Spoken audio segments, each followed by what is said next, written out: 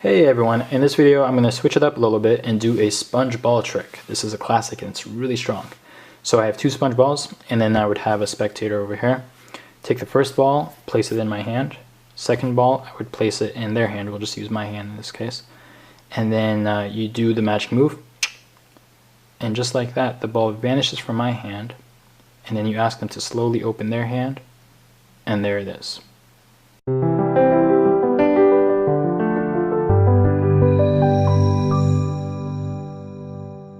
Alright, so this trick kills. It's dead simple and it always gets amazing reactions. So if you don't already have sponge balls, this is a great prop to have. There's a lot of stuff you can do with them and they're really cheap. So I'll put a link in the description box down below for where you can buy them from, and maybe an annotation on the screen as well. They usually come in a pack of 4 like this, and just a good prop to have if you're into magic.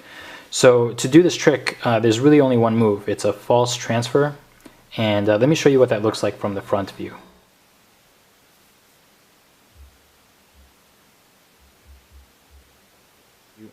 Alright, so let me give you a behind the scenes view of what's happening in this false transfer. You pinch the ball between your first and ring finger of your right hand, just like that. You have your left hand palm up, and as you approach your left hand, you're going to start to curl your fingers around the ball, and then in that moment you're going to do this quick move where you curl your right hand fingers in, you pinch the ball with your thumb, you extend your fingers back out, and then you close your fingers pretending to have grabbed the ball, right? So in slow motion, let me do that again, like this.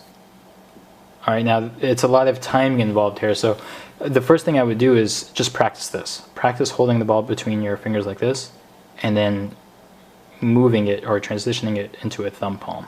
So from here to here, here to here, okay? So you just curl your fingers in. Once they're right about here, you use your thumb to pinch.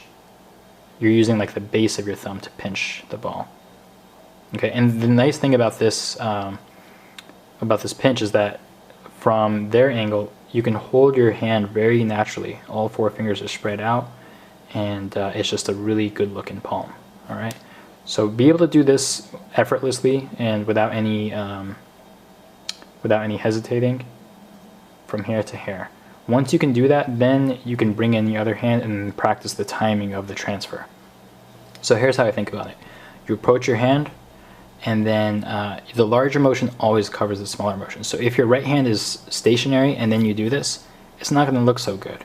So instead what you should do is you should make this a bigger motion of your right hand approaching your left hand, and then using that larger motion, you use that to cover the smaller motion of your fingers curling in. Right? So you approach and then you do it like that. And then your left hand, you're just going to have to stand in front of a mirror and practice this. You'll figure out the timing for when this looks good. But basically, I do the move, the pinch, right around here, and then I close my fingers, and I make sure I let my left hand fingers close around like the first few fingers of my right hand as my right hand goes away. I think that really sells the illusion. So from here to here, this isn't a great angle to be demonstrating this for you. I'm just giving you a behind the scenes of what it should look like. Alright, once you got this move down, the rest of the trick is really easy. So you have 2 balls, you place them in front of you on the carpet, on the table, wherever. And you take the first ball, you do the move, they think it's here. You come over, you grab the second ball, and then you're going to do a quick move. I don't even really think of it as a move, but you're just going to you're going to do this with your hand palm down, but let me show you palm up to show you what's happening. You grab that second ball, and then you're going to curl your fingers in just for a second, and then you're going to take both balls, squeeze them together, and then bring them to your fingertips. Once they're at your fingertips, you ask them to open their hand. This is the spectator's hand now. And then you just place it in their hand, ask them to close their fingers. They won't be able to feel that that's 2 balls. Okay, there's no way. And it will actually feel exactly like 1 ball. And then the reason that this trick is so good is because when it comes time to do the trick, you snap your fingers, you make the first ball vanish, you ask them to open their hand. Like in the process of opening their hand, they can feel the second ball almost appearing there. It's just the quality that sponge balls have. When they first grab the balls, it feels exactly like 1 ball. As they open it, they can feel that second ball just kind of appear there.